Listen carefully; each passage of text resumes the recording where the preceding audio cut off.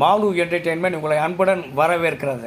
மக்கள் திலகம் எம்ஜிஆர் அவர்கள் திறமையானவர்களை மதிப்பதில் முன்னோடியாக விளங்கி வந்தார்.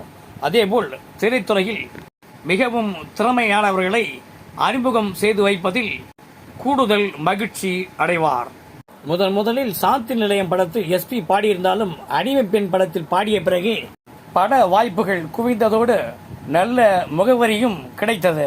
1000 இலவேவா ஓர் 1000 இலவேவா.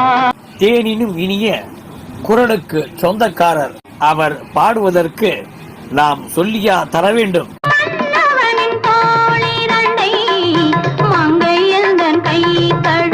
நேற்று இன்று நாளை படத்திலும் வாய்ப்பளித்தார் நமது மக்கள் திலகம். ஆடும்போது நான் தென்றல் காற்று, பருவ மங்கையோ தென்னங்கீற்று. Like, subscribe, comment, share and bell button அழுத்துங்க.